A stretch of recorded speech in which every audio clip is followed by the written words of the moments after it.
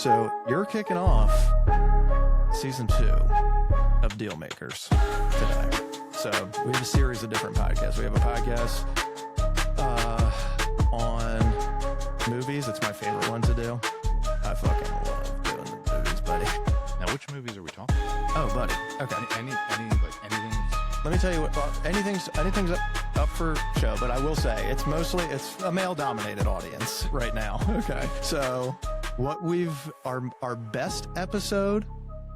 The audio is not great on. This is before I even figured out how to do all this shit. But our best episode was on Taken, and it was just me, my brother, and my brother's best friend just going to town on Taken. We had a great time, Having a ball. Oh my god, dude, it was incredible. So the one that we have coming up tonight, we're gonna be filming one on Inside Man, Denzel, Clive Owen, Jodie Foster. I mean, bro. It's one of the, I don't mind Spike Lee movies. They're not my go-to by any means, but like he's got 2 or 3. This is one of them that I'm like, yeah, if that's on the TV and there's nothing else, I'm fucking zooming in on this one. So we talk about movies. We'll talk about, started another one that is on basically the same concept, but on shows, TV shows that stick with you. So the first one that we did was on True Detective season 1. I mean, I've never seen True Detective. You're not missing out on the next 4 seasons. It's just season 1 that's the... Bro, when you sit down if you're on your deathbed and you haven't watched it yet, it's like, Stephanie, get the fucking kids. I just need you guys to like scoot out of this room for a couple hours. I need some time with Woody Harrelson and Matthew McConaughey. I'm telling you, bro, it is the best show for that genre that I've ever seen. Okay. On TV. It's HBO, peak HBO. Yeah. For a season of television. It's not the best series ever. There's better series. Sopranos and all the other stuff is like fucking great. But that's telling you. Worth it. I think you could almost do an entire thing just on HBO series, like the HBO series. Like if you go back and think Sopranos, The Wire, one of my favorite, well, actually, Deadwood was a surprisingly good one that Deadwood's sneaky good. You had to kind of like get into. It was like a slow burn to begin. And yes. There's some real stuff there. The Newsroom. Oh, yeah. Newsroom's pretty good. Dude, that guy, Jeff Daniel, sneaky good actor. Because the first time I was ever introduced to him was freaking Dumb and Dumber. But he's actually like a legit actor. He's not some goofball. So the craziest part about The Newsroom, so it was written by Aaron Sorkin. Oh, my God. Sorkin, dude. So if at the beginning of COVID, you're at home, right? And with the young kids, Steph won't let me like I like to cook is like my wind down. Okay. But I also like to watch TV while I'm cooking. Like, dude, it elongates the process. Okay. Like a couple beers, maybe a glass of wine or something. And I watch TV while I cook. She got so upset because I'd be watching stuff like The Wire. And she's like, you can't watch this shit while the kids are in the room. It's my space, babe. My space. I'm making your food. Maybe back off. So I had to find like a family friendly, and I wasn't watching Peppa Pig while I was cooking. No, dude, you can't do that. Come on. So the West Wing started on Netflix right then. Interesting. Right at the beginning of it. Who wrote the West Wing? Sorkin. Yeah. A lot of the plot lines for the Newsroom are very similar to the plot lines of West Wing. When you like, if you get like real nerdy on it, some of the episodes have the same titles. Really? Yep. That's pretty interesting. Dude, I mean, Sorkin's got some bangers out there. His are very detailed, like overly so. Yeah. But there's between his stuff, we haven't really gotten into any of the Taylor Sheridan series just because like there's so much that's going on at one time. I feel like, I don't know how he like has enough time. But he's got to be using AI. I mean, you'd have to think. I have never in my life seen, and I think I kind of do blame him as much as those shows are very enjoyable.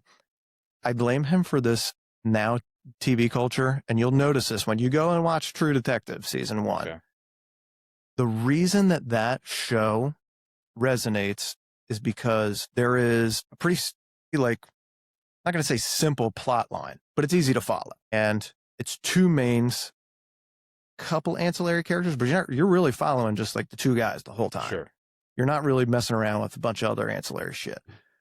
With the Sheridan stuff, there is like 10 storylines going on at the same time. And like, it's like, if TikTok were a TV show and where it's like, you're just swiping up and swiping up and swiping up. Because there's a constant fucking action, which is like, dude, I get it. But at the same time, you don't give the show a chance to breathe. You don't get a chance to like relate to any of the characters. And it's not like they're like coming in and out of, like, it's not like it's panning to this other person's story, right? The person comes back in and like he does a pretty good job of weaving them in. But to your point, there's not really any downtime in the show. Like it's just constant, like, boom, you're going from Dutton to, over to Beth, and then you're down, then you're Rips out doing something like, yes, there's a lot of, it was funny when Yellowstone first came out, I hadn't seen it. And my sister-in-law was like, oh, it's so terrible. It's this, and this. It's like the punchlines are or not punchlines, but like the lines are predictable. And I started watching. I was like, this is pretty fucking good. Tremendous.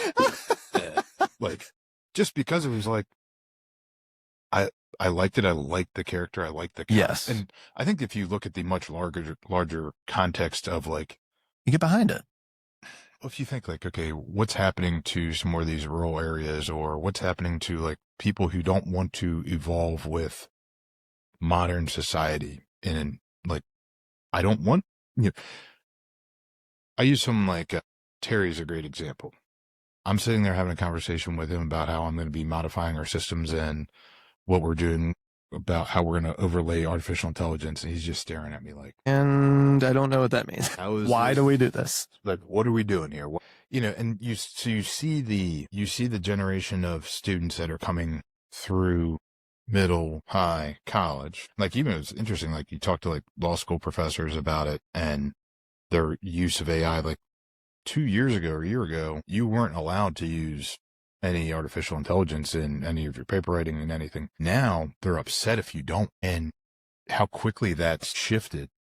That is odd. Well, especially, I mean, I feel like there are some schools, like law school in particular, where it probably comes in more handy than anything else, because there's no way that you can expect, and I guess, there's always going to be that older generation that's like did it the harder way, going to the library and all that stuff, and like coming through physically and like, oh my God, you guys have it so easy. Like, yes, we do. But there's no way that you're going to be able to like sift through and pull up cases for like every possible instance. So it's like, all right, well, if I have the database of the world in front of me, why not ask that database, if I can get the correct prompt together, let me ask that database to find an example of where this case works and supports my argument. Well, and the other part about it too, like, I mean, I'll never forget when I was in law school, they made us literally go to the law library and go through the card system and like look up cases and physically through that. Oh, yeah. And you're like, man, that was rough. Man, this sucks. But like, even then they were bitching about like how, oh, you guys have it easier with Westlaw or LexisNexis. Well, now it was really interesting. I was talking to one of our litigators and he was talking about how they had, like, he ran something through, it's called Co-Counsel. It's a AI-based product through Lexis or Westlaw. I forget which one, and you can run it over, and he like ran his argument through and asked if he was missing anything. And it came up with like 2 other affirmative defenses that he hadn't considered that wildly changed the effectiveness of his argument. Pretty damn good. So it's not like doing the whole thing, but you're supplementing and looking for holes in what you're doing. Yeah, exactly. Poke holes in me. I think that deep research component to it is very interesting. And I think it's the automation of more simplistic tasks. Like, all right, if you think about what we're doing when we're handling a closing, again, call it 50 touch points through a file. You've got a lot of it is data entry where you're trying to coordinate through different people. Like, there's been AI in the background of a lot of this over time, but now that speed to information, and in our role, it's an information gathering role. Like, I've got to rely on the agents. I need to rely on the consumers, and they all have different levels of sophistication. Now, think about it this way. It's true. There's very few industries where you have to build a product that will resonate with an 18-year-old all the way to a 95-year-old. It's a wide range, bro. it's a real wide range. And so you're trying to create a one size fits all product for a gap against massive generations of varied sophistication technologically. And some people are like, I don't want to do any of this. And you're like, this is you go to the doctor's office now and like, they're like, we're going to send you a text and you can fill in all the information that you would give us sitting in our waiting room, 15 years ago. Yeah, exactly. And, the doctor's like using like an AI script to listen to the whole thing. I'll come out of my doctor's office and I get like a AI summary of our visit like 15 minutes later. Look at you. Damn, dude. But it's kind of neat. You're like, I'm not sitting there trying to write, notes on my phone to tell my wife how, screwed up I am. Like, I'm like, here's the summary. I don't have to. Just here you go. That is, you know what? It is huge for that. That would be freaking perfect. Cause I don't know about you. Like yes, I love my wife, but I always get those texts like, how did it go? And I'd be like, I'm irritated when I get those. It's like, I just went through it. I don't want to have to like relive the whole thing again. I would love it if somebody could just auto reply to that. This is exactly that. It's just give you the highlight. Right? Let me give you the high blood pressure. Here's this, here's that. Like, I have to go on this medicine for a little while. Then you do this. And then, okay, here we go. Let's keep exactly. But I feel like it too with the AI stuff. It's especially in your business, in the title world, with the advent of technology and how it's been evolving. I mean, dude, look at how fast AI has progressed in the last year, 2 years.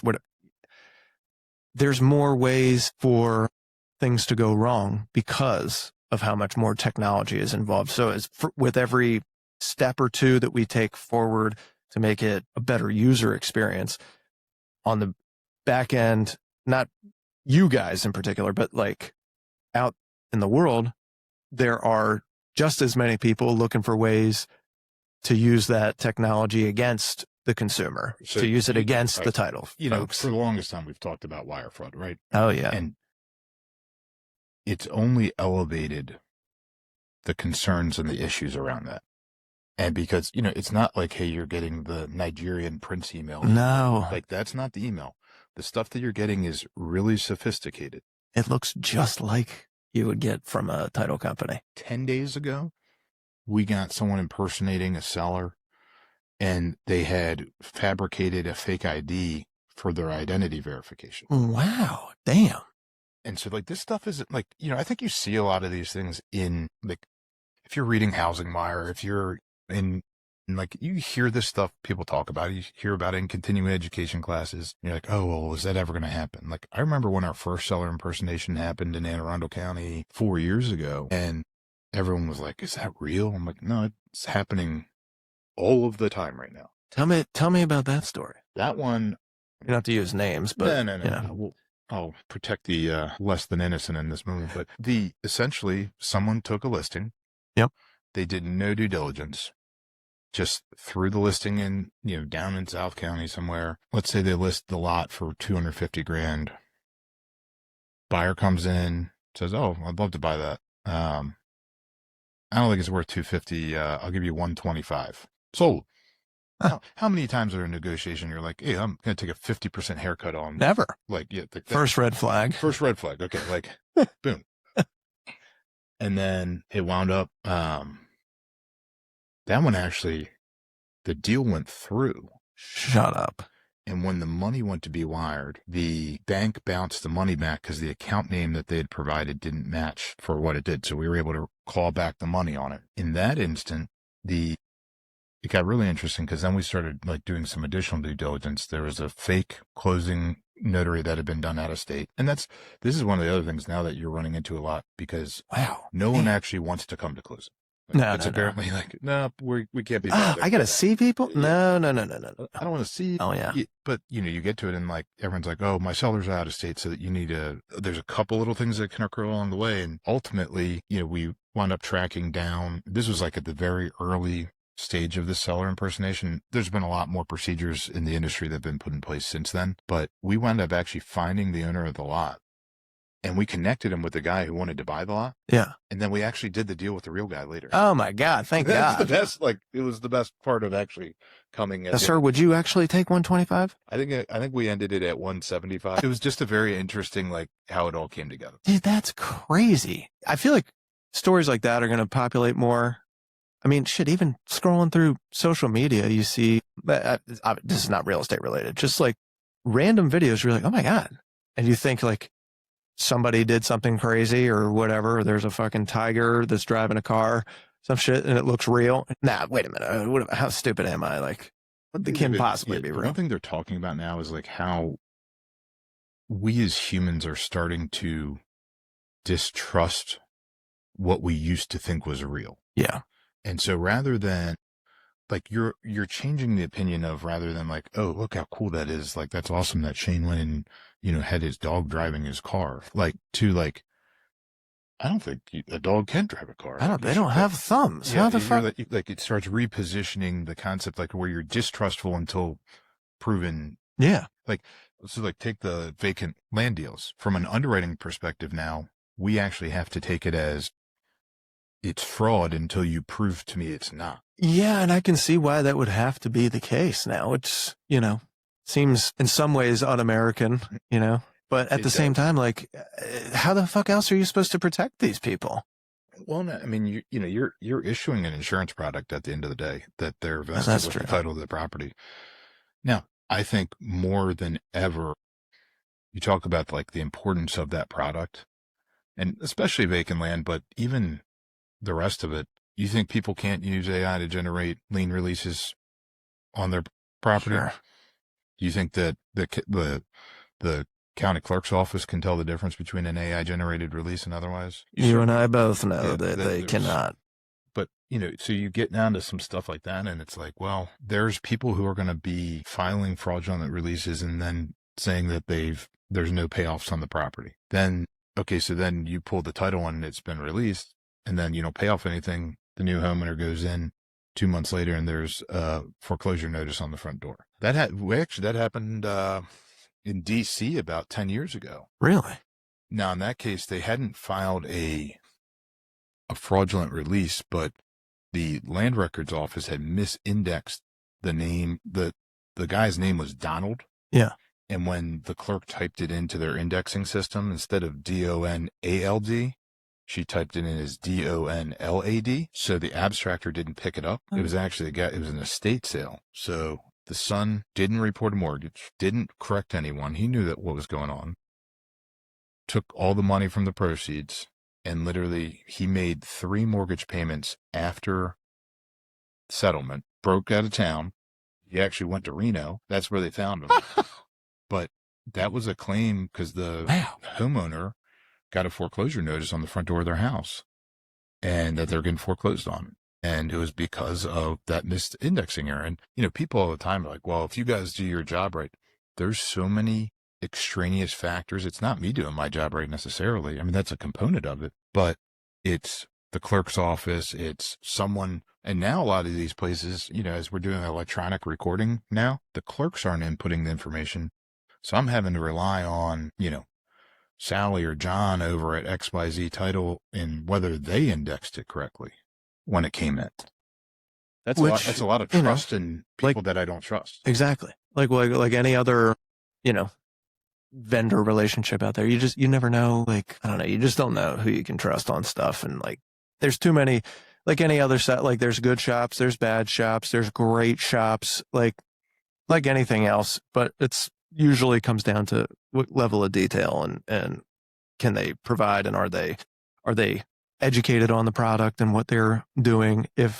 Can they foresee issues, handle them up front so that the experience is a lot smoother than it otherwise could be. There's some shit that you just can't plan for. But well, we were talking about, actually, I had a meeting this morning. I was talking about in the meeting. I said, I'm distilling what we do as the title company down to 2 things, and everything else will fall in these 2 buckets. I'm responsible for risk mitigation and making sure that everyone's money gets to the place that it should be as quickly as possible. It's those 2 things, because under the risk that's what they care about. Well, that like at the end of the day, that's really what you're doing, right? Because you're talking about, okay, under the risk mitigation, you're talking about doing the title examination, making sure the abstracting is coming in, making sure that identity verification is going, all of those things that frisk around the transaction. And then there's the escrow side of it with the money. Yep. And how many times can you get, I probably move 20 million a day through the escrow accounts. It's a lot of money, man.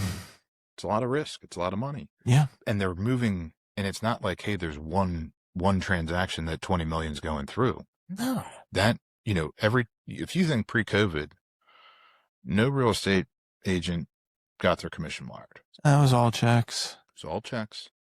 The amount, very rarely, well, not very rarely, but more recently, consumers are getting their, COVID definitely, but even a little bit before that, when I first got into business, a seller didn't get a wire. They took a check for their cash. Yeah, it was a check, and it was a cashier you take this over to the bank. It's a big check. You should be careful with that. Yep. So if you think about just that, like how it changes the business, even from that perspective, the amount of wiring that we're doing. I've got 3 people full time that just do wires. Think about that. It's a lot, man. That overhead. It's a lot of overhead, but also a necessity because it's a necessary evil to deal with that key competency of getting the money in the right place as quickly as possible. Because have you ever fielded a call from somebody that didn't get the money that they were supposed to get, or it didn't go to the right place? And how fucking threatening.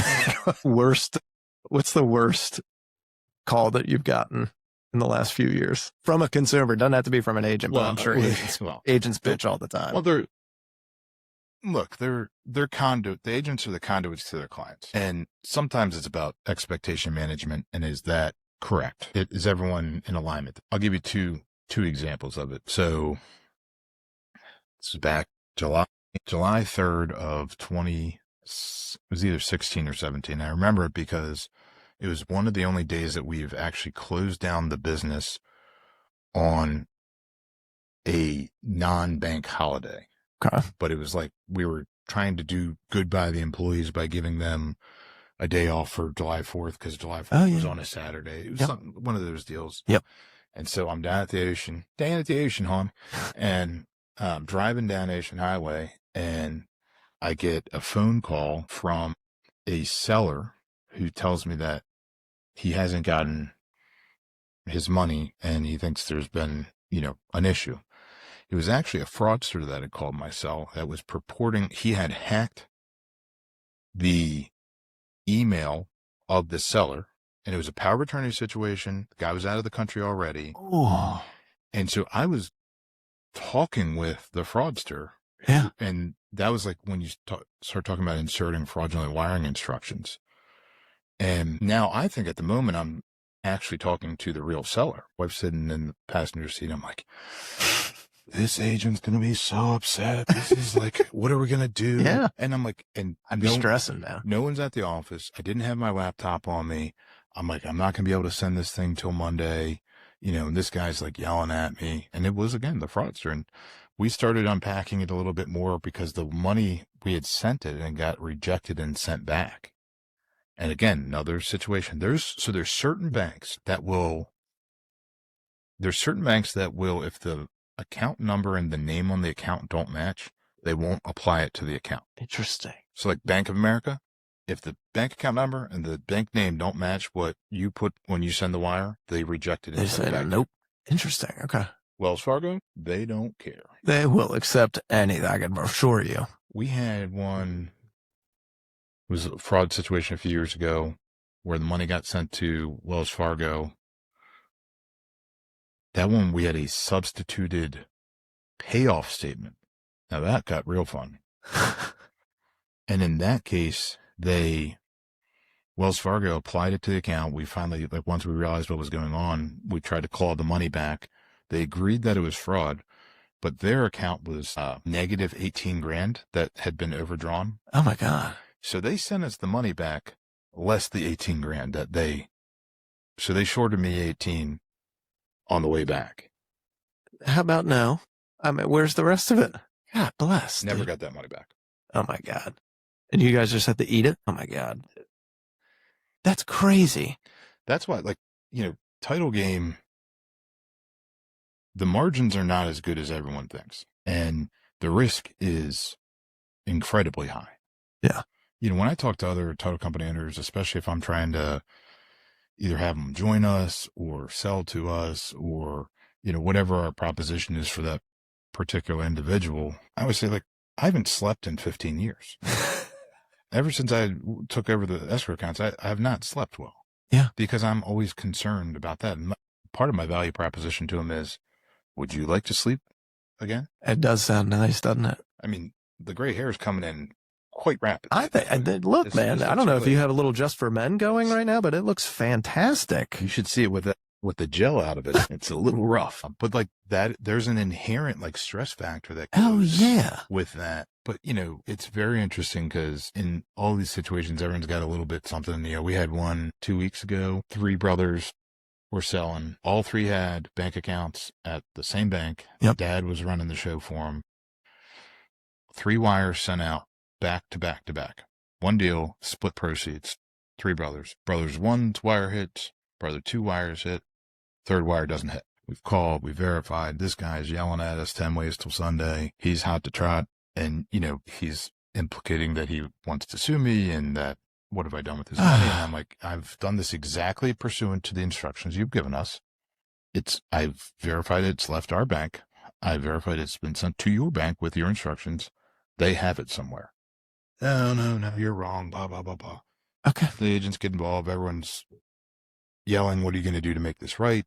I mean, we're talking hundreds of thousands of dollars. Sure. This is not, you know, I got probably like $150 in cash on me. I probably 300 right now. I can't make this up. The colorful words were used. I imagine. This, we're that. And we're like, you need to talk to your bank. He was like, this is your fault. You have to deal with it. They won't talk to me. No. Like if I call up, I'm like, I'd like to talk about Shane's bank account over here. Can you guys verify? Like, you're not Shane. No, if you're not Shane, then I don't want to talk to you. They probably wouldn't even talk to you. No, I can assure you they don't want to talk to me unless they need money from me. And then it's like, well, we're going to take it anyways. And if you need something, you could reach us, but they're going to send me to fucking India and talk to Sanjeep or whoever is going to answer the phone and tell me that their name is Michael. Yeah. And then say, well, we don't know where it is, but we will find it. And we get back to you, sir. Now, if you could stay on the line for 2 more minutes and give us a customer service satisfaction of 5 stars, that would be great. Like, look, bud. Yeah. Stop it. It's not happening. So, you know, that one took 24 hours and they had it in their OFAC account and they wouldn't tell us and confirm it. And eventually it came out that the money was there. The money wasn't directed the right way, but they had it stuck in their OFAC account and hadn't released it. Well, did you get an apology at least? No. No, well, that would be too much.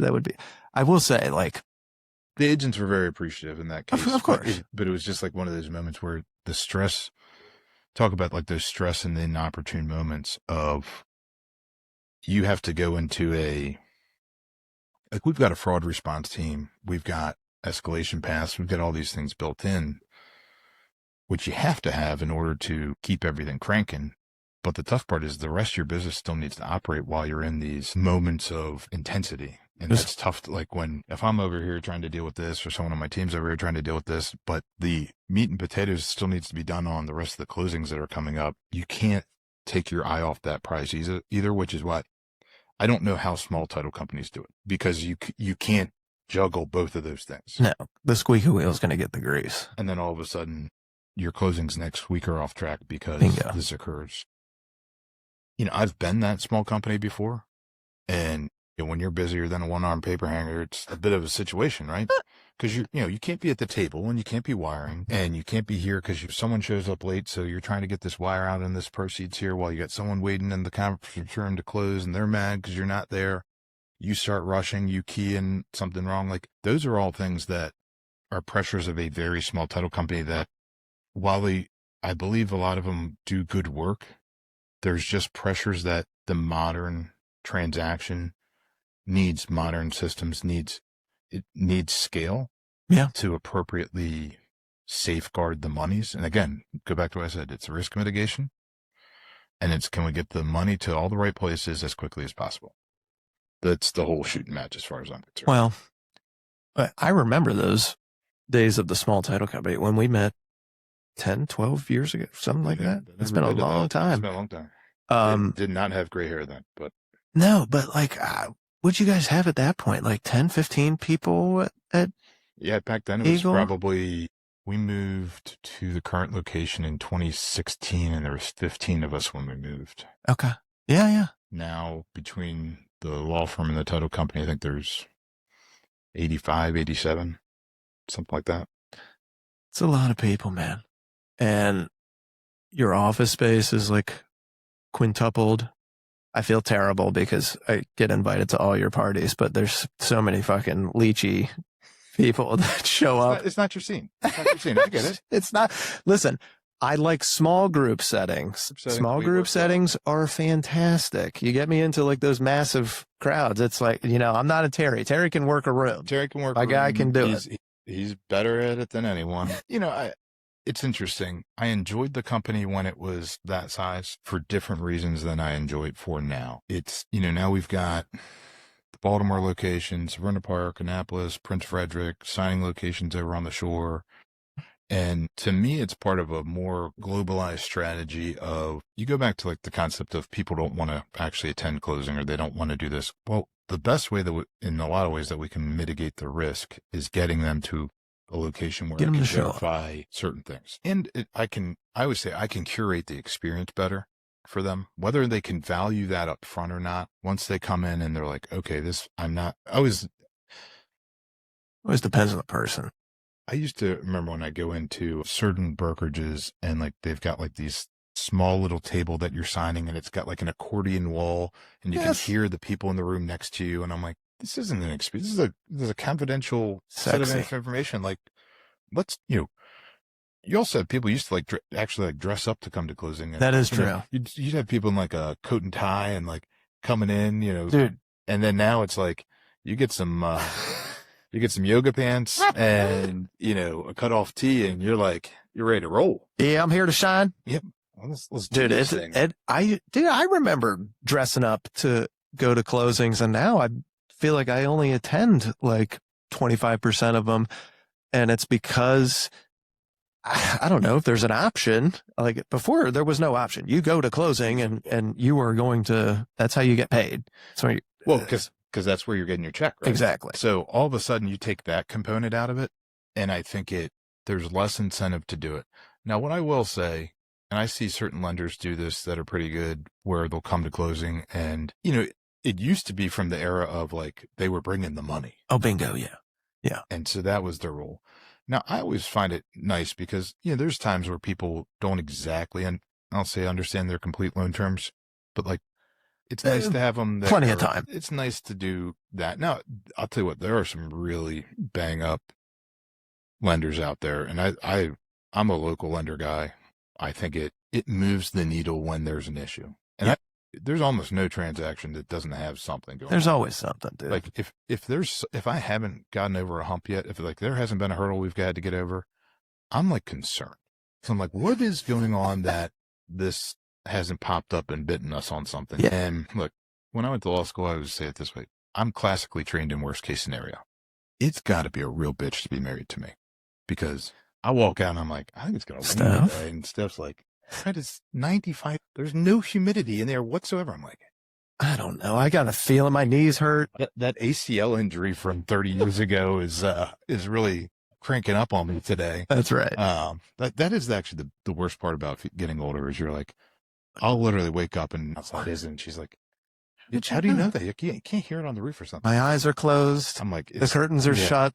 I just have a feel. I know it. Like my left knee is screaming right now. And I know there's going to be some ibuprofen in my future. You better believe it. That's for breakfast, lunch, and dinner. Breakfast, lunch, and dinner. It's one of those deals, but you almost have to be a pessimist and not in a way of like, it's tough because I don't want to have to look at the world that way.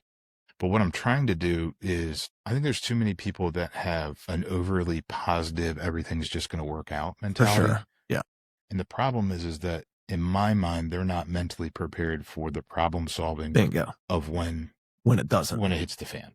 And you're like, and then they're like, oh, what do we do? I'm like, oh, I've already been thinking about this 10 ways till Sunday. Yes. On how we're going to solve this problem and get ahead of it and then be ready to roll.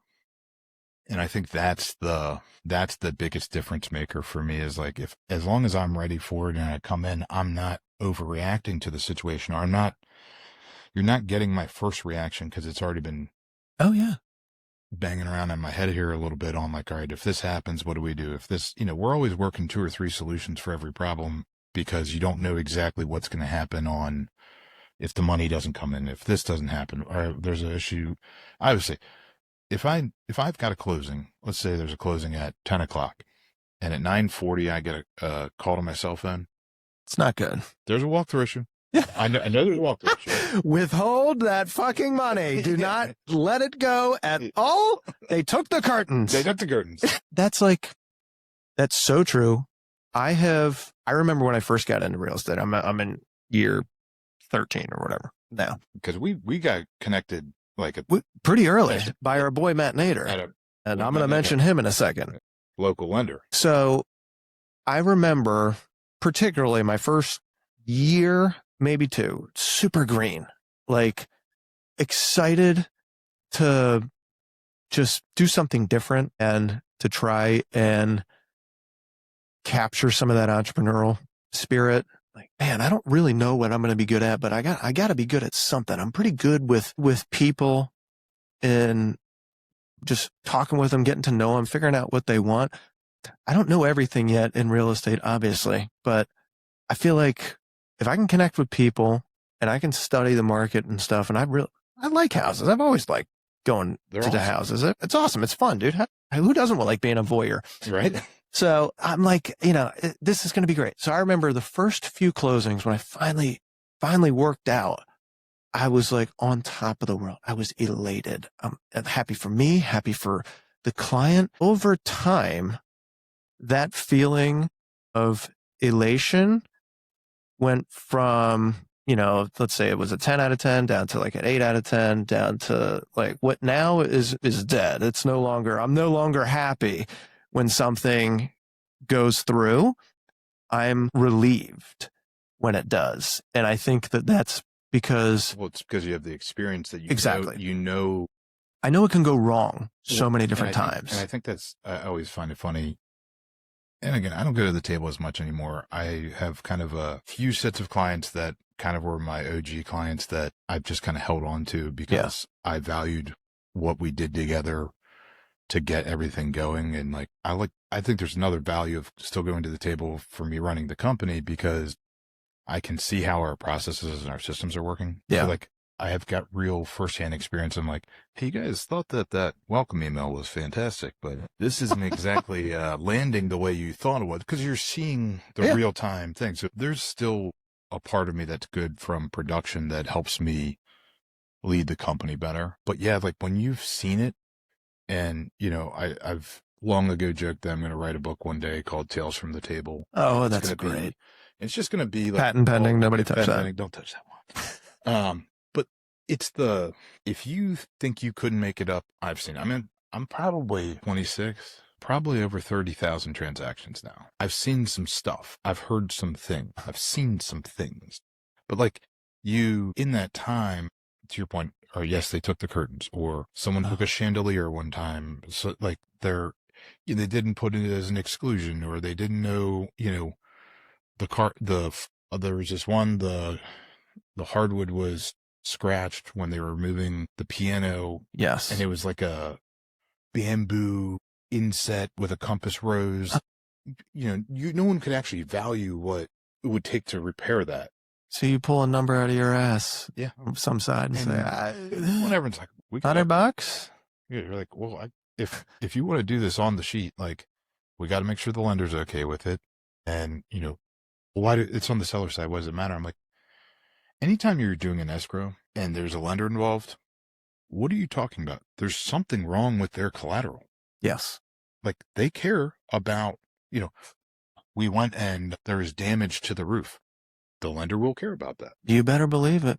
Because they got to be, first of all, most of those lenders got to sell that loan. Oh yeah. That loan's already been sold before you even get to the table on it. And I think ultimately with what we see with a lot of this is like people don't understand the why behind it, which is you're constantly educating people all of the time, but I think too many people don't do the proactive work to, look, if you're going to have, and a lot of the agents that got into the business during the COVID era have never seen the current market that we're working in right now.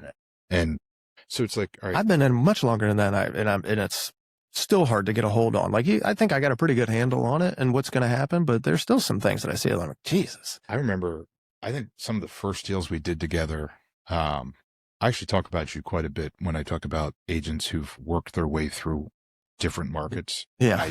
You are actually the example I use, because I remember one of the first deals we ever did together, we actually did like 5 of these in a row.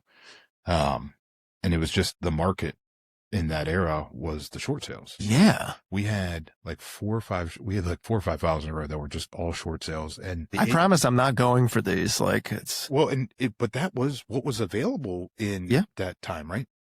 That was the inventory that was available.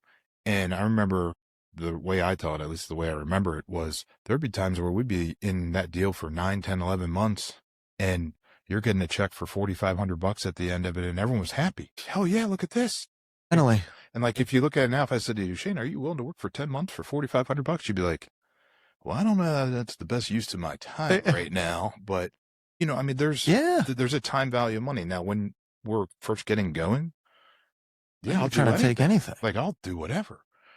I think that's where you start, like, as the businesses grow up, as you start seeing these different angles to the business and seeing where it's going. Now, the short sales really haven't been a thing for a long time, but with the appreciating value, that the short sales haven't been prominent whatsoever. I mean, hell, you haven't even barely seen foreclosures. That inventory has been just.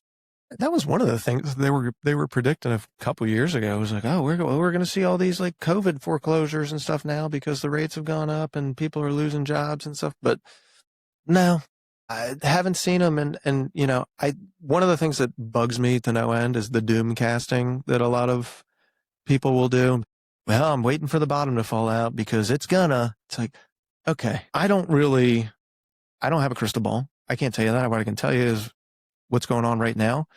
You can use the past to help predict the future, but none of us fucking know what's going to happen. The doom casting stuff kills me. I can't stand it. It's a bugger. Well, the thing about the doom casting, to your point, is everyone's just guessing. Yes. And like, even now when I was like, well, if the interest rates just go down, there's this, or this.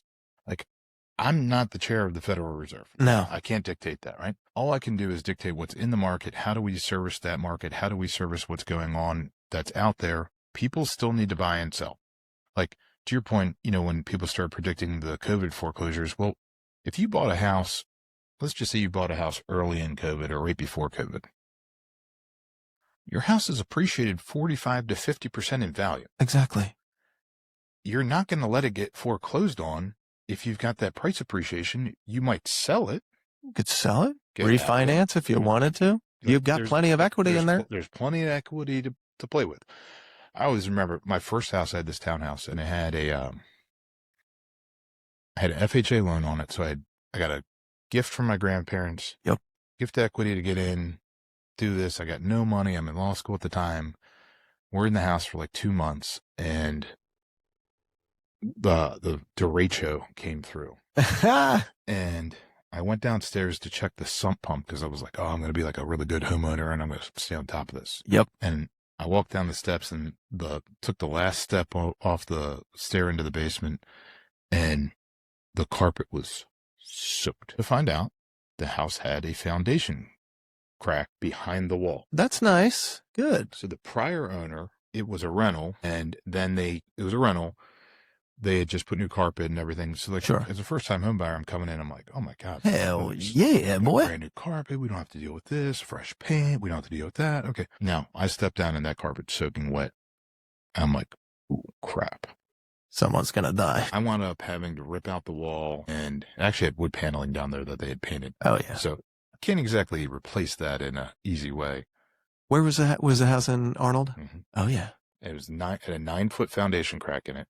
God damn. And the craziest part about it was I'm 99% sure that the seller knew about it because the tack strip when we pulled the carpet up had been fully deteriorated. So there was no way that like this wasn't an issue before, and they just. I'm sure they said, well, it's dry now, so let's just fucking put the carpet down. Come on. I wound up getting this guy who was he works on bridges up and down the East Coast. Yeah. And when they have like foundation cracks in them and they go in and inject these things. Oh, yeah, yeah. I was like, is this like going to be a problem? He goes, this is now the strongest part of your home. You now have Kevlar reinforced foundation, sir. You're going to be fine. But the crazy thing about that, you think about that. All right, you got an FHA loan, so you got barely any cash in the game, right? Yeah. And now I've got a major structural issue with the house. I've got no money. No money. I'm fucking panicking. So we literally ripped all the carpet out. Yep. Put all the stuff in the middle of the room. I took it down to the studs, but I didn't have any money to repair it. So for like 18 months, it just sat stud. My wife wouldn't even go into the basement. I can't do it. She's like, Story of my, dude. no, I won't go down there. She wouldn't go down there. She wouldn't look at it. It was too big of an issue. Yep. And right when my son was about to be born, we needed, that townhouse only had 2 bedrooms upstairs, and we needed to turn the guest room into the nursery, and we were going to turn the basement to the guest bedroom. So I had to fix it at that point. So that turned into like the buddies came over and we did some drywall work. In the old days where you could have your friends come over with, do you guys want some beer and some pizza? Just a quick drywall activity. If I called my buddies up now and was like, hey, yeah, fuck you, bro. No chance. Guys would come over and help me do some drywall work. They'd be like, I can give you the name of a contractor that would come do some drywall work for you. I can't think of anything I want to do less, Yeah, actually. That's where you need to call the father-in-law, because father-in-law has just enough energy to be like, first off, I know how to do this because I'm old, and all old people know how to do anything handy, especially dudes. And they also have nothing but time. And they're like, and I get a chance to go and like hang out with my grandkids for a little bit and maybe show them, teach them the ropes and stuff that I never had the fucking time to teach my kids. Let's do it. That's what they're perfect for. The best part about that one, you know how like when you get in your car and if you like consistently go to a place, it'll be like 10 maps to 1 Joyce Lane. That was where my kids went to daycare. Like my dad was the one who came over to like help me get through the rest of that project. And so every Saturday morning at like 9 a.m., it would just say 8 minutes to this street. That's right. The craziest part, I actually just saw that house go on the market this week. And it was funny. I was looking at the pictures and we had done a lot of stuff, like just slowly improving it over time and like putting like wainscoting in and all this stuff. And like, those are like projects I did with my dad. And like, we just kind of did. Still there?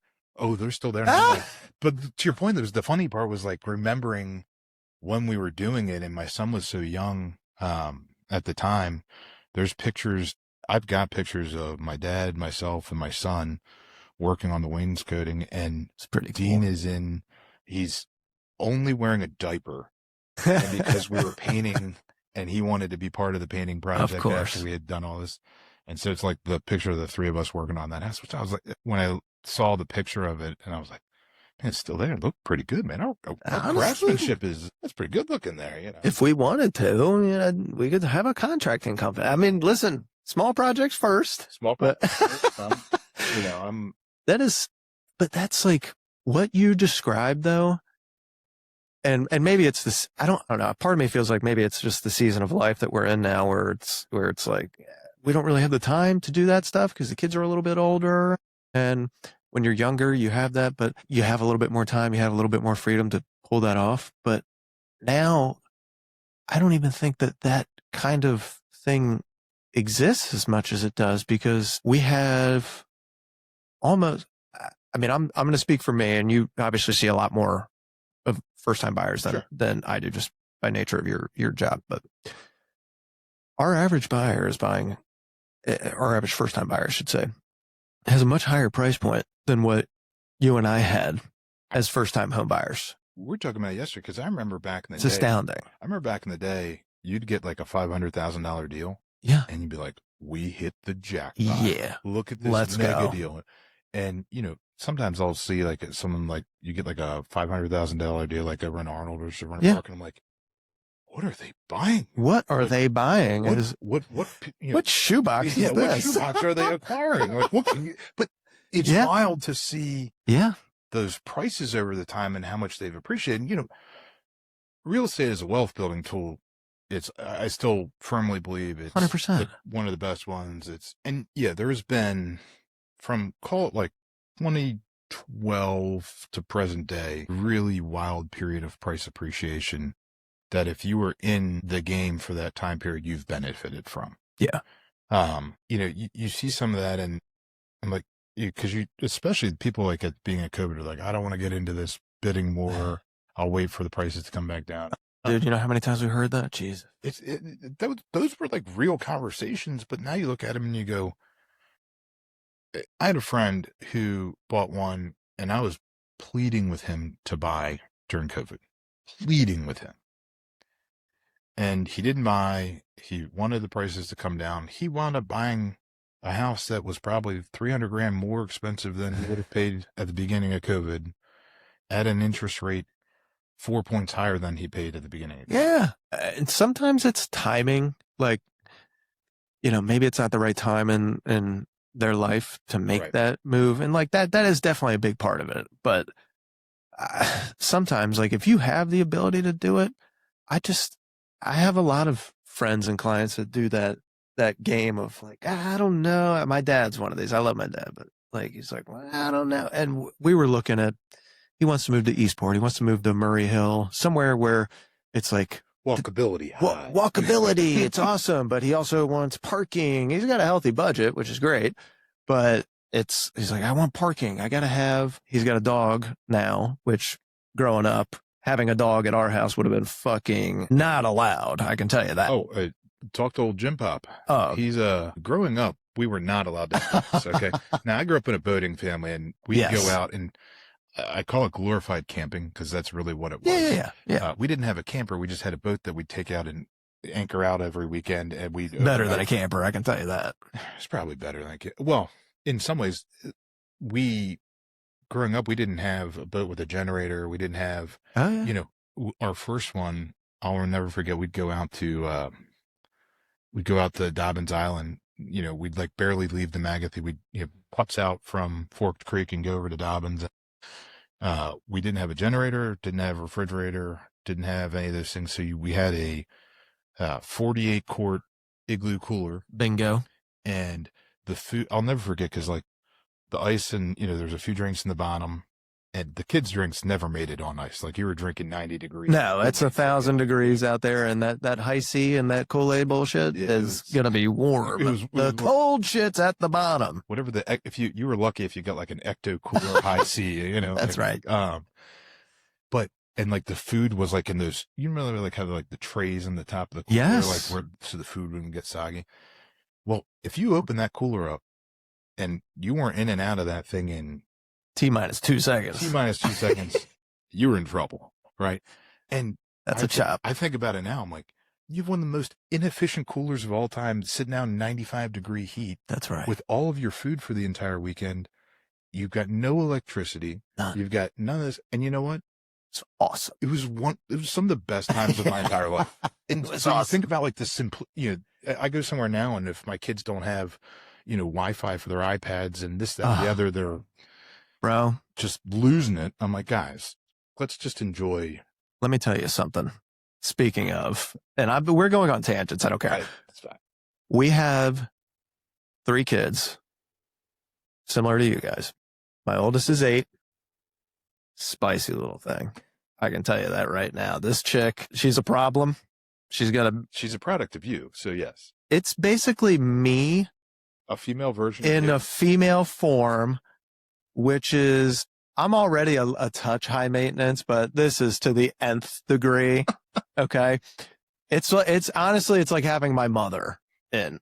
It's like, you've had to deal with my mom a couple of times on transactions. She's a lovely lady. She's something. Then we have a 5-year-old daughter, sweet as can be, but she's now figured out how to instigate and do it very well. She's just she knows what bugs people, and we'll just poke little bits. And so she does this thing. It's cute as can be, but she'll be like, "Hey, Dad, I can do your laugh." And I'll be like, "Oh, really?" She'd be like, "Oh, like shit, that is really good. That's a good one. That's a good one." So it's fantastic. My 3-year-old, that's the boy. It's like having an extra dog in the house. He doesn't listen to anything. He just ruins everything, screams the whole. It's like having a dog that just barks for no reason at all times. And you're like, what? We can't teach this out of him. I don't know what the problem is, but let's just get him outside. And it's just, we've been so cooped up. So we said, all right, let's take the kids somewhere. Didn't do a ton of research. We opted to take the children to Great Wolf Lodge. Steph took the kids there on Sunday. Listen, there were things that I'm going to tell you. The kids had a fantastic time. Emphasis on the kids. When I walked in to Great Wolf Lodge, the aroma of marijuana was strong. And I said, not exactly what I had in mind. Didn't know we could get a contact high in the pool today. But Didn't think so, but here we are. Fine. I walked into the lobby to go check in. First thing I see when I get in there, there's a man with no shoes on, no shirt on, very rotund, very pasty, gold chains. This time of year is rough. Listen, I myself have no tan to speak of. I need to get some rays on the bod ASAP. But I'm also not going to be walking around shirtless. He also had tattoos of his children's feet. All of them, all 4 kids. He had 8 feet across his chest with their names across, all in cursive. And I looked at Emily and I was like, And she just looked at me and smirked a little bit. And I was like, this is not exactly what I had in mind when I looked at the brochure. Okay. This was not on the list. And mind you, that was just like one guy. There might have been 100 other people dressed similarly doing the same thing. And it was packed. I mean, President's Day weekend, forget about it. Were you just up there this past weekend? Yeah. So Steph was there on Sunday.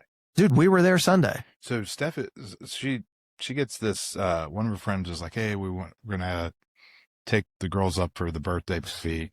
And like, we just want to get away for a night. And Sure. She goes up, and I had a procedure on Monday. So I had to stay home and prepare for it. Oh, God bless you. You made the right choice. I'd rather have had a procedure. Well, I'm literally getting text messages being like, someone has shit in the pool. Yes, dude, someone did. Someone shit in the wave pool. Okay, I tried to tell the people that Steph is going to die when I tell her this. Dude. She was like, I'm literally getting text messages like, someone has shit in the wave pool. And she goes, then we went to this other pool. And then I look in the water, and it was like the scene out of Caddyshack where like there's the baby Ruth. Yes. But it was not a baby Ruth. Someone had shit in that, and a kid picked it up and had in his hand. I was like, oh, so then that pool got shut down. Yes. So we lost most of the pool time on Sunday. Most of it. Most of the pool time. Yep. They hit up the arcade though. Now, I will say, we did go to the arcade. They also had this like little wand game, I guess. So like the kids, you got naturally everything there. I would explain this place like a land cruise is basically what Great Wolf is. I'm not a cruiser. I'm not a cruiser. I've been on a couple and I don't wish to go back, but the clientele that you would find on a cruise, that's who's coming to Great Wolf. And it was. I don't think that y'all did yourselves any favor by going on President's Day weekend. No, that is true. That is true. But we're also like, I don't know, maybe we'll give them something to do because we've been so damn cooped up. But it was so bizarre. But I will say the kids, they had a fantastic time. I'm not going to lie to you. The poop situation, they had a great time. Listen, our kids, I had to tell them several times. People did have pooped in the pool. That's why they got shut down. We got to go. And I don't want you guys going in those pools again. And they're like, yeah, no, I hear you. But could we go in the pool again? And I'm like, oh my God. And what do you think they did on Monday morning? Jump right in that. Right back in it. Right in the pool. Nasty little bastards. Nasty little things. So my kids are 11, 8, and 5. They're all 3 years apart, which was quasi-planned, quasi-not.